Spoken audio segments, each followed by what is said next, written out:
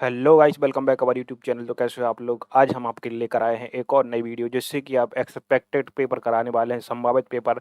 जितना भी सब जो भी क्वेश्चन आ रहा है, जिस टाइप की भी क्वेश्चन आ रहा है, आपको सारी चीज़ें करवाई जाएंगी बिल्कुल।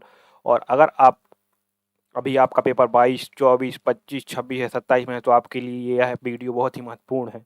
इसमें हम बहुत ही इंपॉर्टेंट क्वेश्चन लाए हैं। जिस टाइप के क्वेश्चन पूछ रहा है एनटीपीसी, सारे क्वेश्चन इंक्लूड किए हैं। और जो भी संभावित पेपर हमारे घर के जा रहा है, उनके बहुत ही अच्छे नंबर आ रहे हैं और बहुत ही अच्छे रिव्यू दे रहे हैं हमें कि मतलब उन पर क्वेश्चन बन रहे हैं। जिस टाइप के हम क्वेश्चन करवा रहे हैं, उसी टाइप के क्वेश्चन एग्जाम में देखने को मिल रहे हैं। क्योंकि पैटर्न अगर भी एनटीपीसी का एक सा ही रहता है सारे एग्जाम में, ऊपर नीचे तो मामूली सा होता है, बाकी सारे क्वेश्चन लगभग लगभग एक जैसे ही आ रहा है। जैसे maths, reasoning, GK, GS, current affairs के लगभग लगभग एक जैसे ही क्वेश्चन आ रहे हैं। तो टाइम को वेस्ट ना करते हुए, ये रहा आपकी स्क्रीन पे फर्स्ट क्वेश्चन। भारतीय संविधान का कौन सा अनुच्छेद सामाजिक जो समान नागरिक संहिता यूसीसी से संबंधित है? बताइए कौन सा जो है यूसीसी से संबंधित है। बताइए इसका राइट आंसर क्या होगा। तो इसका राइट आंसर हो जाएगा अनुच्छेद 44। अनुच्छेद 44 जो कि जो डीपीएसपी से बिलोंग करता है, राज्य के नीति निर्देशक तत्व से बिलोंग करता है, नीति निर्देशक तत्व के अंदर आता है, जिसमें समान नागरिक संहिता की बात की गई है। जिसमें समान नागरिक संहिता की बात की गई है। आपको याद कैसे रखना है समान नागरिक संहिता? जैसे 44 है, तो 4 और 4 जो दो की बराबर होते हैं, तो यहाँ पर समान है, दोनों अंक समान है। तो यहाँ पर हम ऐसे याद रख सकते हैं इसे कि अनुच्छेद 44 में क्या है? समान नागरिक संहिता। हम ऐसे ही आपको सारे क्वेश्चन करवाएंगे, लास्ट तक देखना। जो लास्ट तक वीडियो देख के जाएगा, मैं कह सकता हूँ कि उस पर 100% सारा एग्जाम का जो पेपर है पूरा बन जाएगा। क्योंकि पूरे एग्जाम में बिल्कुल सेम पैटर्न को फॉलो किया जा रहा है। सारे क्वेश्चन बिल्कुल वैसे ही एनालिसिस के आधार पे हमने पूरे क्वेश्चन उठाए हुए हैं। ये क्वेश्चन भी आया हुआ है, तो आपको लास्ट तक अटेम्प्ट करके जाना है ना। दूसरा क्वेश्चन देखते हैं। x1/x बराबर 5 और x² प्लस 1/x² का मान क्या होगा? बताइए। तो इस प्रकार का क्वेश्चन आता है आपके लिए, तो उसकी सीधी सी सभी इसमें क्या करना होता है आपको कि जो ए होता है, x+1/x एक्स बराबर अगर ए दिया होता है और हमको अगर x+1/x² निकालना होता है, तो उस केस में क्या करते हैं हम?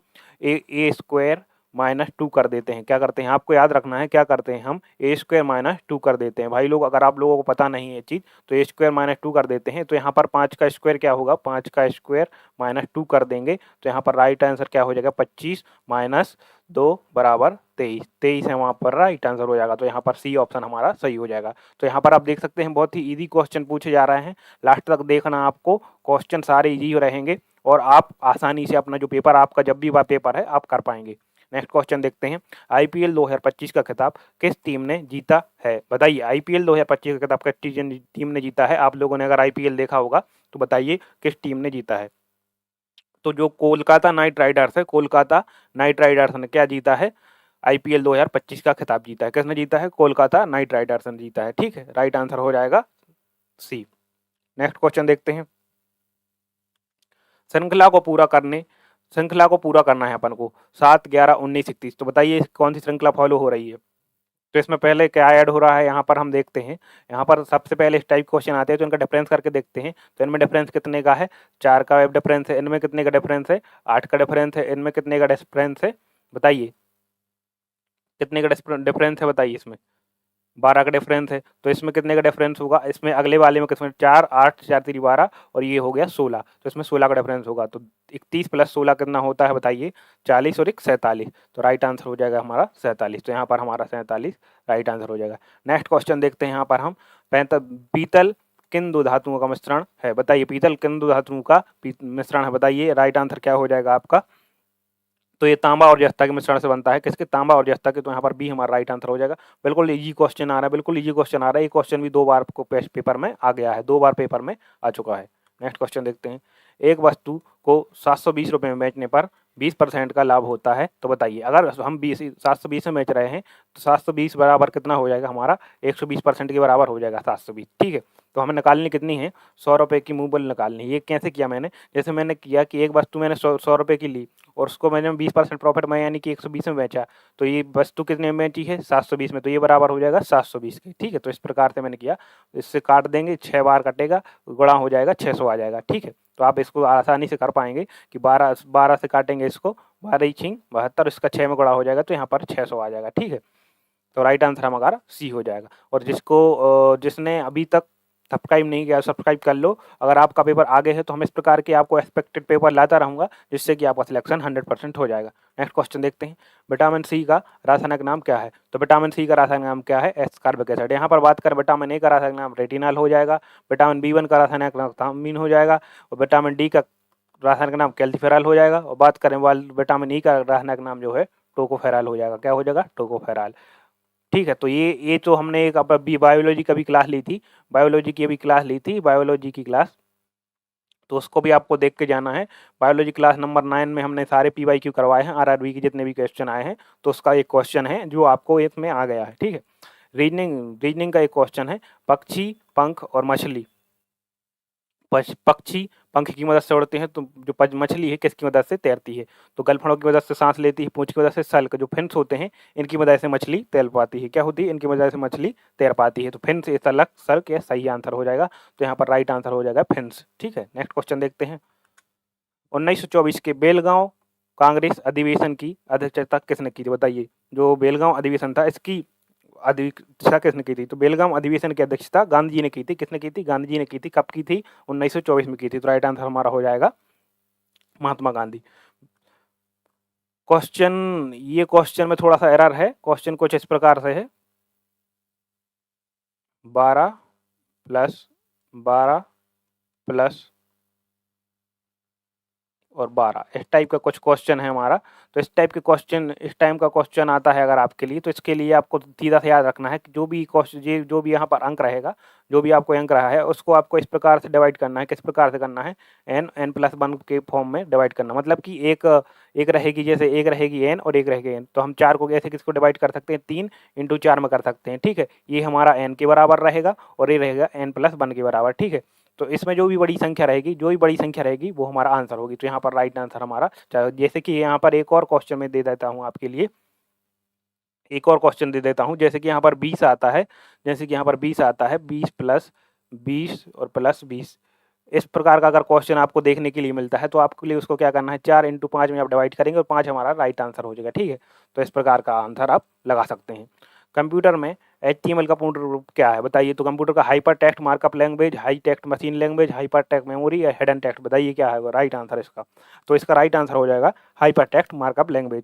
भाई लोग, जो लास्ट तक देखेगा उसको बहुत प्रॉफिट मिलेगा। मुझे 100% पता है कि आपको इसी से क्वेश्चन आना, इसी टाइप के क्वेश्चन आने हैं, तो लास्ट तक देखेगा जो, उसको 100% प्रॉफिट जरूर मिलेगा। हाइपर टेक्स्ट मार्कअप लैंग्वेज, ये क्वेश्चन आ गया है 2 बार अभी तक में। नेक्स्ट क्वेश्चन देखते हैं, यदि ए बी बराबर 3:4 है, बी सी बराबर 8:9 है, तो ए सी का अनुपात बताइए। तो इस प्रकार ये क्वेश्चन को कैसे करेंगे? हम सबसे पहले लिखेंगे ए बी सी, ऐसे लिखेंगे, और ए और बी का अनुपात क्या है? बताइए, ए और बी का अनुपात क्या है? 3 और 4 है। और बी और सी का अनुपात बताइए क्या है? बी और सी का अनुपात 8:9 है। तो जिसके आगे खाली स्थान होगा वो संख्या लिख देंगे। जैसे इसके आगे खाली स्थान है तो इसकी यही रख देंगे, 8 के आगे खाली स्थान है तो ये लिख देंगे। अब तीनों का गुणा कर देंगे, 8 × 24 कर देंगे, 4 × 8 32 कर देंगे, और 9 चौको 36 कर देंगे। अब इसको हम काट देंगे। किससे काट रहा है बताइए? 12 2 से काटेंगे हम पहली बार, 16 18, फिर से काट देंगे हम, कितने से कट रहा है? ये 2 ही से कट रहा है। 2 चौको 12, 2 8 16 और 2 9 18। अब क्वेश्चन में पूछ रहा है, क्या पूछ रहा है? ए और सी का अनुपात बताइए। कुछ गलत किए क्या हमने? 3 4 और ए बी का और बी सी का है 8 और 9। ठीक है, 8 9 8 3 24, 8 चौको 32, 4 नाम 36। ठीक है, 2 से 12 बार, 2 से 16 बार, 2 से 18 बार। ठीक है, फिर 2 से काटा, 2 2 6 12। ठीक है, 2 6 12 होगा यहाँ पे, आप लोग बता नहीं रहे।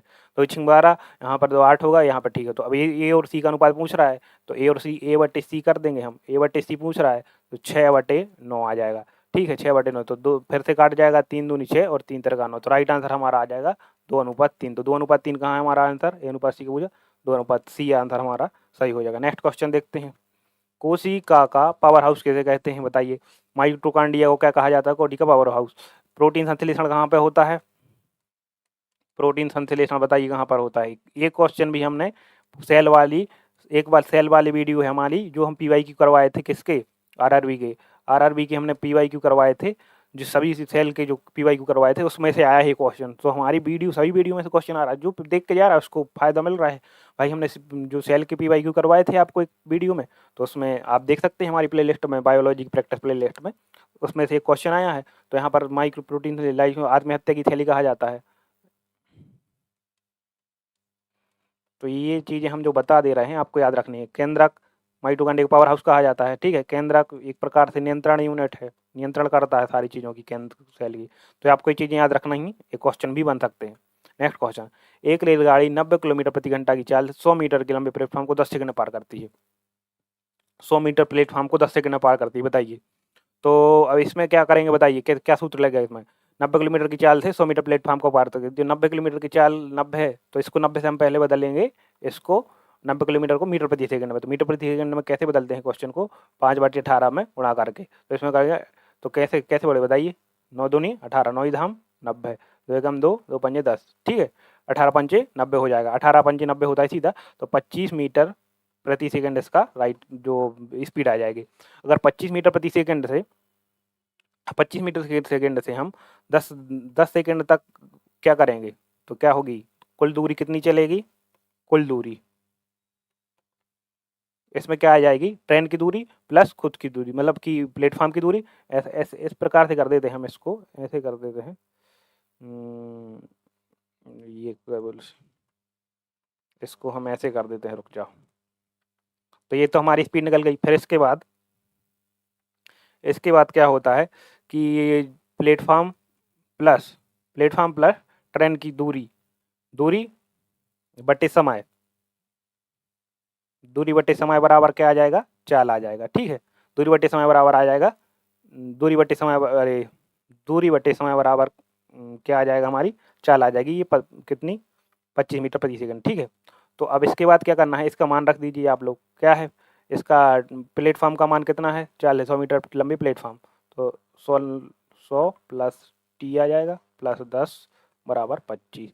तो यहाँ पर इसको सॉल्व करेंगे हम, तो टी का मान कितना आ जाएगा हमारे पास, ट्रेन का मान कितना आ जाएगा हमारे पास, 25 का यहाँ पर जो 250 माइनस 100, तो टी का मान आ जाएगा हमारे यहाँ पर 150 मीटर की जो क्या है हमारी ट्रेन हो जाएगी, ठीक है। यहाँ पर आप देख सकते हैं 150 हमारा राइट आंसर होगा।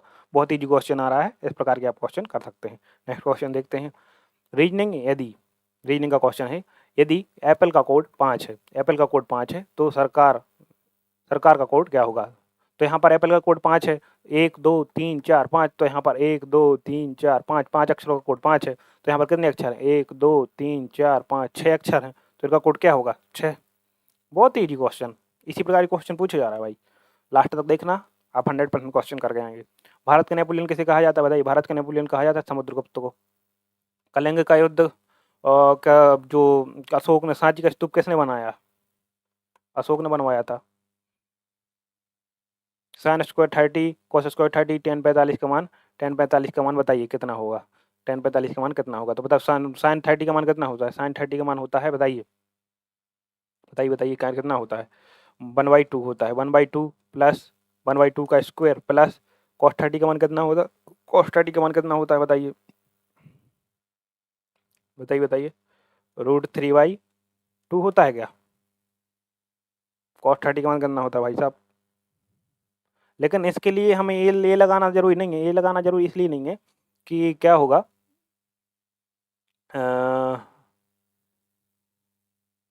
और यहाँ पे इसको इस प्रकार से भी कर सकते हैं अपन, इसको ऐसे कर सकते हैं इजी इजी तरीके से। कैसे, आपको ज़्यादा नहीं सोचना, इस टाइप का क्वेश्चन आता है, sine square theta plus cos square theta बराबर 1, और यहाँ पर 1 है ही, तो 1 1 2 हो जाएगा।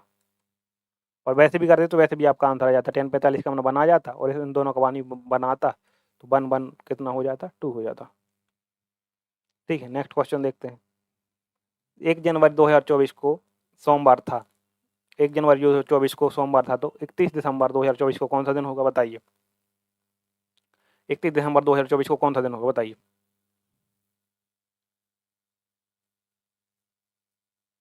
कौन सा दिन होगा बताइए। तो क्या होता है कि लास्ट दिन भी वही दिन होता है, जब भी मतलब कि वर्ष में प्रथम दिन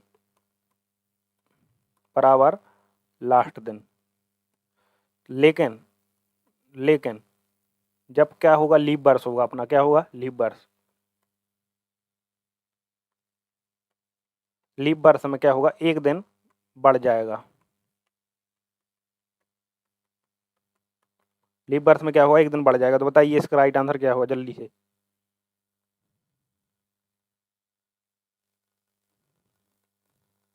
जल्दी से बताइए इसका राइट आंसर क्या होगा।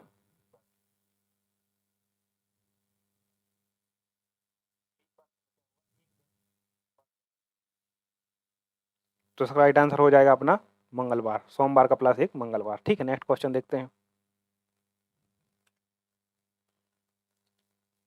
काजीरंगा राष्ट्रीय उद्यान किस राज्य में स्थित है, बताइए। तो काजीरंगा राष्ट्रीय उद्यान किस राज्य में स्थित है, बताइए। असम में। काजीरंगा जो नेशनल पार्क है वो कहाँ पर है, असम में। नेक्स्ट क्वेश्चन देखते हैं। वर्तमान में भारत के मुख्य चुनाव आयुक्त कौन है। जो राजीव कुमार जी हैं हमारे वर्तमान में मुख्य चुनाव आयुक्त हैं। ठीक है, नेक्स्ट क्वेश्चन देखते हैं। भारतीय संविधान के किस अनुच्छेद के तहत वित्त आयोग का गठन किया गया, बताइए। वित्त आयोग का गठन किस अनुच्छेद के तहत किया गया था, 280 के तहत। किसके, 280 के तहत। एक क्वेश्चन आएगा संयुक्त अधिवेशन 108 में क्या है, 108 में क्या है, संयुक्त अधिवेशन।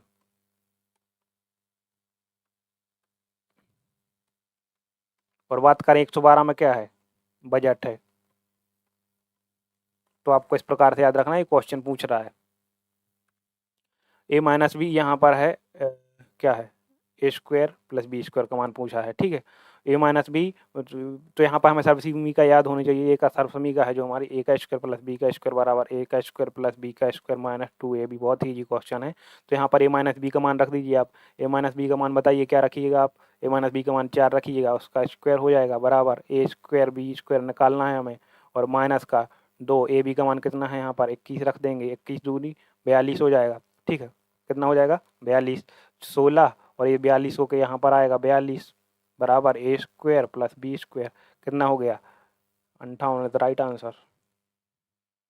बहुत ही ईजी क्वेश्चन आ रहा है भाई साहब। तो आप लोगों को पढ़ के जाना है और लास्ट तक आपको वीडियो देख लेना, तो आपको पता चल जाएगा। विषम शब्द क्या है, विषम शब्द क्या है, थाईलैंड, फ्रांस, जर्मनी, इटली, बताइए इसमें से विषम शब्द क्या है।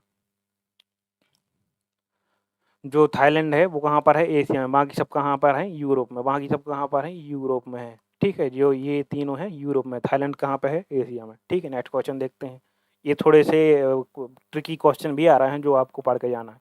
मनुष्य के शरीर में इंसुलिन का स्त्राव कहाँ होता है, बताइए। इंसुलिन का स्त्राव कहाँ पे होता है, बताइए। तो कहाँ पे होता है, बताइए। अग्नाशय में होता है। इंसुलिन और ग्लाइकोगन का जो स्त्राव होता है। एक वृत्त की परिधि 44 सेंटीमीटर है, तो उसका क्षेत्रफल बताइए। 44 सेंटीमीटर है, तो परिधि का सूत्र क्या होता है, 2 पाई r बराबर 44 है। तो इससे हम क्या निकाल लेंगे, त्रिज्या निकाल लेंगे। त्रिज्या क्या हो जाएगा, पाई चला जाएगा अपॉन में, और ये r2 भी चला जाएगा अपॉन में। तो इसको हम ऐसे कर देंगे कि r बराबर आ जाएगा बटे 2/पाई। तो ये होगा 22/पाई हो जाएगी हमारी r। ठीक है, तो और क्षेत्रफल कितना होता है, क्षेत्रफल कितना होता है, क्षेत्रफल होता है pi R square. Pi R square हमारा क्षेत्रफल होता है। तो उस हिसाब से पाई आर स्क्वायर को लगा पाई, और ये हो गया 22/पाई का स्क्वायर, 22/पाई इंटू 22/पाई। पाई क्योंकि आर का स्क्वायर होता है ना, तो एक पाई है तो एक पाई कैंसिल हो गया, और एक पाई को मान कितना रख देंगे हम, यहाँ पर देख लीजिए आप, 22 × 22, और यहाँ पर रखेंगे तो एक ये हो जाएगा 22/7। तो एक ऊपर ले जाएंगे हम, यहाँ पर इसको ऊपर ले जाएंगे, तो इसको काट देंगे इससे, तो 22 × 7 बराबर 154 सेंटीमीटर स्क्वायर। ठीक है, 154 आ जाएगा हमारा, 154। ठीक है, राइट आंसर 154 ये रहा, सेंटीमीटर स्क्वायर है ये। ठीक है, तो राइट आंसर ये हो जाएगा। कोई इजी क्वेश्चन आ रहा है तो आपको यहाँ पर दो चीज़ें याद रखनी है मुख्य रूप से। मुख्य रूप से अगर हम बात करें तो एक तो 2 पाई r और एक पाई r स्क्वायर, ये हो जाएगा अपना क्या, परिधि, और ये हो जाएगा अपना क्षेत्रफल। ठीक है, तो नेक्स्ट क्वेश्चन देखते हैं। रीजनिंग का एक क्वेश्चन है, यदि गो को 32 लिखा जाता है, तो हमें लग रहा है कि एकदम एकदम जोड़ ज़्यादा हो रहा है यहाँ पे। देखो एकदम जोड़ ज़्यादा हो रहा है, तो वहाँ पे क्या करते हैं, अपोजिट करके जोड़ देते हैं। तो जो ओ का अपोजिट क्या होता है, बताइए। जो इसका अपोजिट क्या होगा, जी का अपोजिट क्या होगा, टी। जी की ट्रिक है जी टी, तो जी का अपोजिट होता है टी। तो फिर जी का क्या अपोजिट होगा, टी। टी यानी कि 20, तो यहाँ पर 20 प्लस ओ का अपोजिट क्या होता है, बताइए। एल। ओ का अपोजिट इसका ट्रिक है एल ओ। एल ओ 12, 12 बराबर 32। तो अपोजिट जोड़ के 32 आ रहा है, तो इनका भी अपोजिट जोड़ के आएगा। तो एस का अपोजिट क्या होगा, बताइए। एस का अपोजिट होगा एच, और एच का अपोजिट होगा एस, और ई का अपोजिट क्या होगा बी। ठीक है, तो बताइए इसका होता है 8 प्लस एस का कितना होता है 19 प्लस, और भी का कितना होता है बताइए, भी का आप लोग बताएंगे। 22 होता है क्या, 22, 22 और 8 30, 40, 49, 49 हमारा राइट आंसर हो जाएगा। ठीक है, बहुत ईजी क्वेश्चन आ रहा है भाई साहब, अच्छे से पढ़ के जाना है आपको। प्रसिद्ध सांची का स्तूप किस शासक ने बनवाया था बताइए। अशोक ने बनवाया था, अभी मैंने बता दिया आपको एक क्वेश्चन में, अशोक ने बनवाया था जो सांची का स्तूप है। किसने, अशोक ने, राइट आंसर हो जाएगा अशोक। नेक्स्ट क्वेश्चन देखेंगे, गणित का वह सबसे छोटी संख्या ज्ञात करें जैसे 6, 8, 12 से भाग देने पर प्रत्येक स्थिति में 2 शेष बचे। 6, 8, 12 से भाग देने पर तो पहले तो हम इनका क्या निकाल लेंगे, एलसीएम निकाल लेंगे। इनका एलसीएम क्या आ जाएगा बताइए, इनका एलसीएम क्या आ जाएगा, 3 गुणित 2 और 2 टू दी पावर 3 और 2 टू दी पावर 2, और ये एक मतलब ये हो गया अपना 6, ये हो गया अपना 8, और ये हो गया अपना 12, 2 टू दी पावर 2 इंटू 3। तो इसका एलसीएम क्या आ जाएगा, एलसीएम आएगा इनका 2 टू दी पावर 3 और एक ले लेंगे हम 3, तो 8 3 24, 24 आ जाएगा हमारा एलसीएम। ठीक है, ज़्यादा डिटेल में नहीं बता रहा, तब भी हम आपको बहुत सारा चीज़ें समझा दे रहे हैं, बाकी इतना आपको एलसीएम निकालने की जरूरत नहीं थी, वो तो आई पता ही था कि 24 आ रहा है। ठीक है, तो अब 24 आ रहा है, 24 में हम जोड़ देंगे, क्या 2 शेष बच रहा है तो 2 जोड़ देंगे, तो वो क्या आ जाएगा 26 हमारा राइट आंसर आ जाएगा। ठीक है, और अगर आपको डिटेल में पढ़ना है तो कमेंट कर दीजिएगा, हम आपको एक्सपेक्टेड क्वेश्चन की मैथ्स की सिर्फ पर्टिकुलर मैथ्स के लिए आएंगे। मच्छर काटने से मलेरिया होता है, तो कुटना काटने से रेबीज होता है, बहुत ही क्वेश्चन है हमारा। कंप्यूटर साक्षरता दिवस कब मनाया जाता है बताइए। 2 दिसंबर को मनाया जाता है कंप्यूटर साक्षरता दिवस। भारतीय संविधान के किस अनुच्छेद में ग्राम पंचायतों गठन की उल्लेख है बताइए, किसका उल्लेख है ग्राम पंचायतों गठन। अभी 44 में मैंने क्या बताया था, समान नागरिक संहिता। याद रखना, आपको पुरानी चीजें भी याद रखना है, समान नागरिक संहिता। तो ग्राम पंचायतों का गठन कैसे बताया आपके लिए, अनुच्छेद 40 में। ठीक है, 32 क्वेश्चन बताइए, एबीसी का अनुपात बताइए। अभी मैंने बताया था आपके लिए करके ये क्वेश्चन, बी सी, ए और बी का 2 और 3, बी और सी का 4 और 5। यहाँ पर खाली स्थान पे 3 लिखना है, यहाँ पर खाली स्थान पे 4 लिख देना है, इनका गुणा कर दीजिए आप। अगर ये कट रहे हैं तो काट दो, नहीं कट रहे तो क्या ये ऑप्शन में है तो है, बी आंसर हमारा सही हो जाएगा। बहुत इजी क्वेश्चन आ रहा है भाई साहब। रीजनिंग, भोपाल में मध्य प्रदेश, भोपाल की राजधानी जो है, मध्य प्रदेश की राजधानी क्या है, भोपाल। मध्य प्रदेश की राजधानी भोपाल, तो पता पणजी कहाँ की राजधानी है, पणजी कहाँ की राजधानी बताइए। महाराष्ट्र की है, गोवा की है, कर्नाटक की है, तो गोवा की राजधानी है। ये राज्य है और ये है इसकी राजधानी, पणजी गोवा की राजधानी है। अब आपको बताना है कमेंट में महाराष्ट्र की, गोवा की और कर्नाटक की राजधानी क्या है, इसको आपको कमेंट में बताना है। ध्वनि की तीव्रता को मापने के लिए किसका उपयोग किया जाता है बताइए। हर्ट्ज कौन सी इकाई है, हर्ट्ज से नापी जाती है, डेसिबल से नापी जाती है, बार और एम्पियर से, बताइए किससे नापी जाती है, तो डेसिबल से नापी जाती है। इसकी एक लिमिट है कि इंसान कितनी डेसिबल तक ध्वनि सुन सकता है, बताइए उसकी आपको लिमिट बताना है। एक आयत की लंबाई 10 सेंटीमीटर और चौड़ाई 8 सेंटीमीटर, आयत की लंबाई 10 सेंटीमीटर, उसका परिमाप, परिमाप की होती है 2 गुणित लंबाई धन चौड़ाई, ये होता है परिमाप। तो 2 लंबाई कितनी है, चौड़ाई कितनी है, 2 इंटू 10 प्लस 8 बराबर 28, 36। ये क्वेश्चन भी आया था, ये क्वेश्चन रेगुलर आ रहा है एक। रीजनिंग, यदि बॉय को 42 लिखा जा सकता है तो गर्ल को क्या लिखेंगे बताइए। तो इसमें क्या हो रहा है बताइए,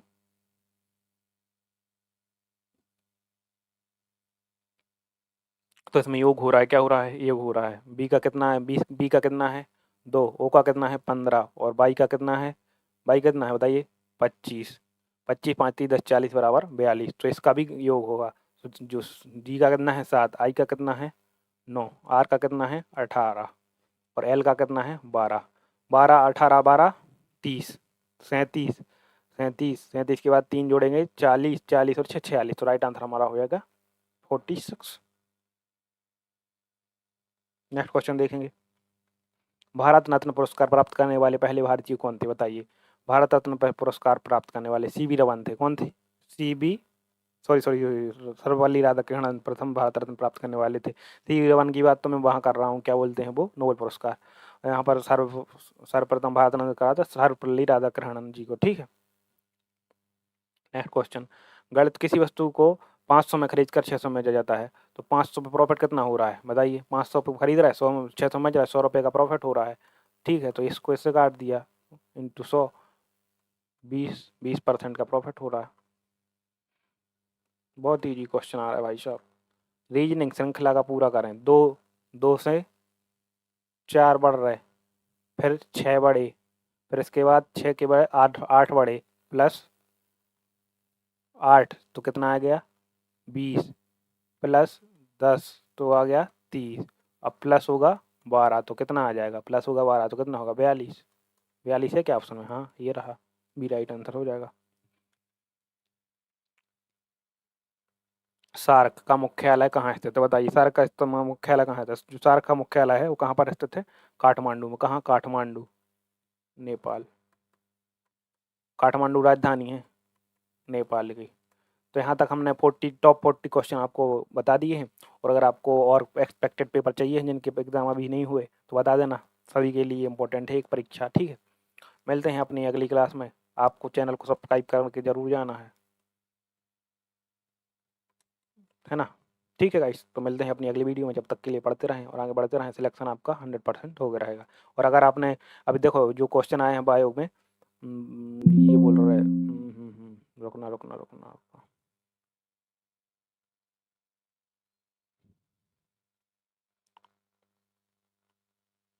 जो आपके क्वेश्चन जो आपने क्या किया है, जो क्वेश्चन आ रहा है बायोलॉजी के, तो हमने अभी आरआरबी पीवाईक्यू की एक प्ले लिस्ट बनाई है। आरआरबी पीवाईक्यू की एक प्ले लिस्ट बनाई है। ठीक है, तो आरआरबी पीवाईक्यू की आपको प्ले लिस्ट देख के जाना है। ठीक है, एक बार प्ले लिस्ट देख लेंगे तो आप पे जो बायोलॉजी का कोई क्वेश्चन ऐसा नहीं होगा कि आप पे बने ना। सारे क्वेश्चन उसमें हमने इंक्लूड किए हैं। पूरे पीवाईक्यू क्वेश्चन है, उन्हीं में से क्वेश्चन आ रहा है। और आपने अभी देखा ही है, जितने क्वेश्चन आज मैंने पढ़ाए हैं सभी उसी में से आए हैं। ठीक है, तो मिलते हैं अपनी नेक्स्ट वीडियो में। तब तक के लिए पढ़ते रहें, आगे बढ़ते रहें।